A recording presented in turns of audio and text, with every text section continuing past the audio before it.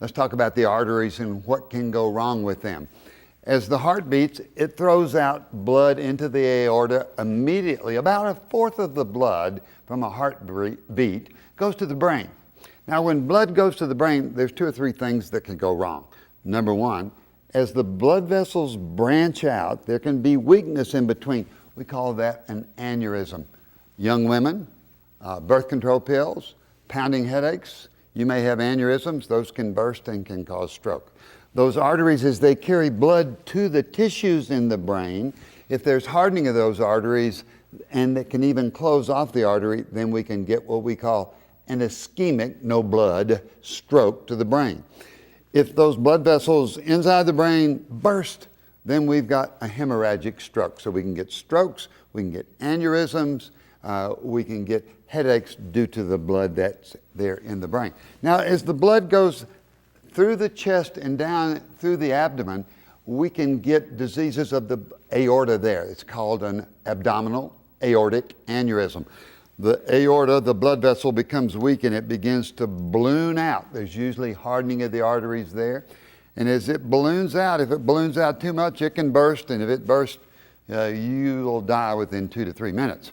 So at age 60, everybody should have a screening ultrasound, especially if you've been a smoker, of the aorta in the abdomen. Make sure that you don't have an aneurysm. As the blood goes further down into the legs, if there's hardening of the arteries there, we can get what we call claudication.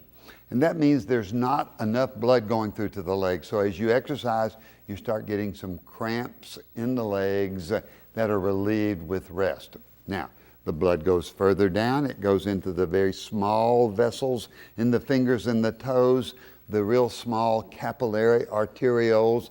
Those can become diseased by diabetes or arterial disease, and they may cause some numbness of the fingers or poor function of the hands. So the arteries indeed can become diseased. What can we do? Well, the best thing that we can do for your arteries is not to smoke.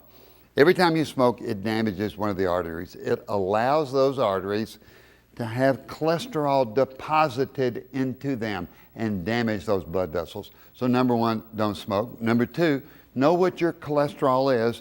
If your bad cholesterol is elevated, then it can cause hardening of the arteries. So watch what you eat.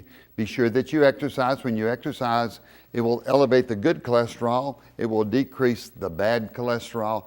It will give some protective substances that line the vessels and the heart.